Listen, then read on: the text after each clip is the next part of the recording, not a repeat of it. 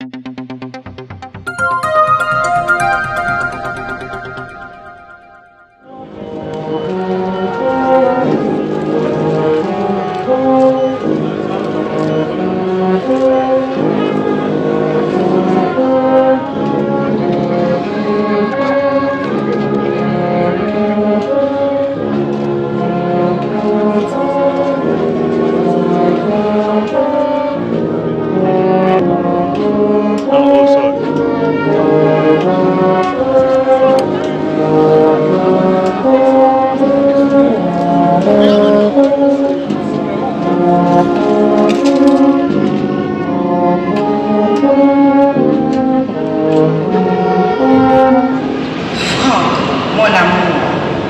l'âme endolorie que je t'écris cette ultime lettre avant ton départ pour l'au-delà.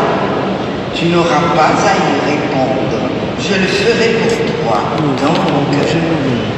55 ans depuis que toi et moi vivons ensemble, respirons le même air, partageons presque tout. Ton ombre géante plane dans la maison, dans le bureau, dans ton atelier.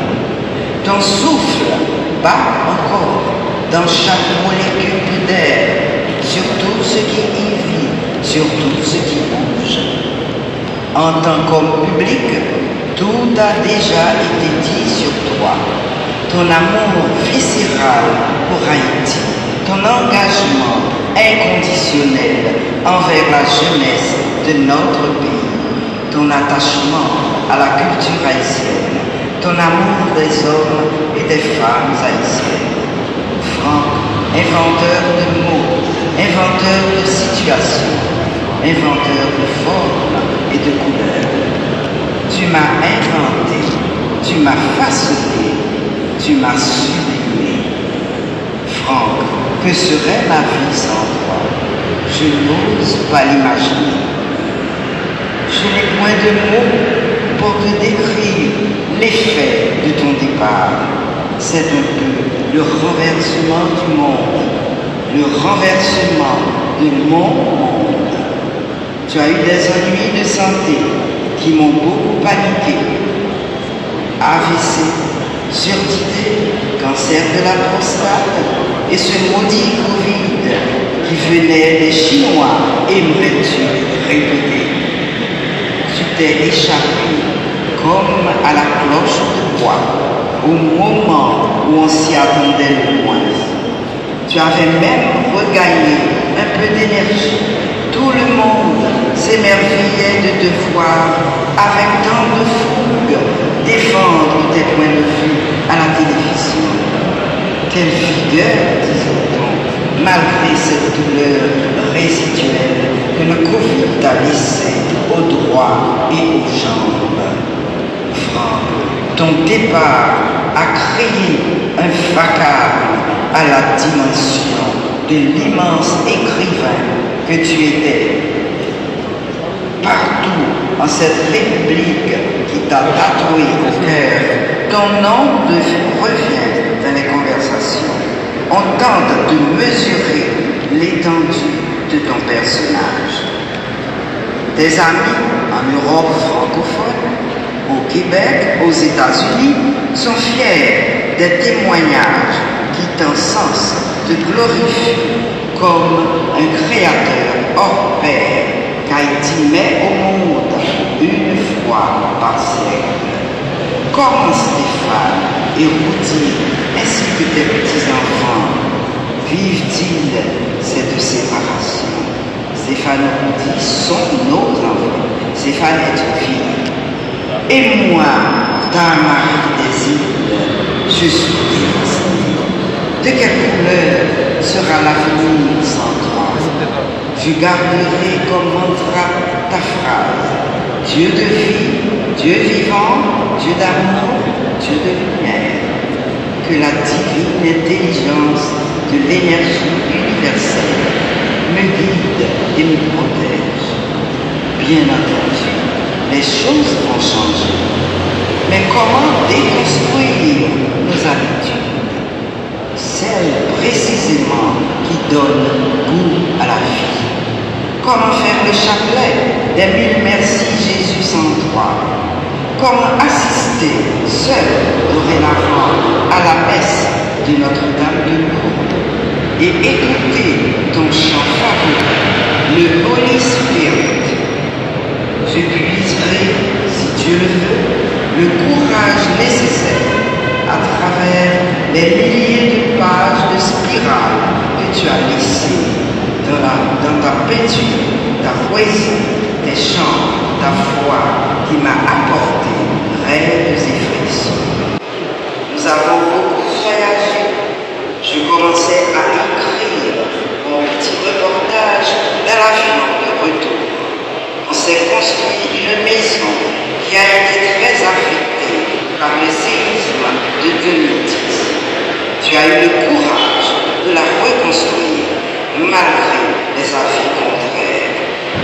On y a reçu des présidents, des ministres, des ambassadeurs, des artistes, des écrivains, des gens d'église, des amis, des gens sans titre. Toujours avec la même chaleur, les mêmes égards et le même respect. Ta présence rassurait, ton discours apaisait, ton rire dynamisait. Comment allons-nous vivre sans tout cela? Dis-moi comment. Tu avais tes petits défauts, mais faut-il les rappeler ici? Non, ils ne font pas le poids devant tes nombreuses qualités. Passons-les sous silence. Ils ne méritent guère notre attention. Tu parles toujours de la divine intelligence universelle. Ton énergie peut-elle se dissiper avec ton corps physique? Non, non, 1000 fois non. Tu as toujours respecté mes choix de catholique pratiquant, chrétienne, croyante. On faisait le chapelet ensemble, on jeûnait ensemble pour la paix en Haïti, pour la paix dans le monde. Seigneur, je te prie pour tous ceux qui, à l'image de Franck Etienne, portent la flamme de la création et de la pensée, les écrivains qui tissent des mondes avec leurs mots, les artistes qui sculptent la beauté dans le chaos et les enseignants qui éveillent les esprits. Dans un monde où l'obscurité menace trop souvent la vérité, où l'indifférence étouffe la parole, donne-leur la force de poursuivre leur mission avec audace et intégrité.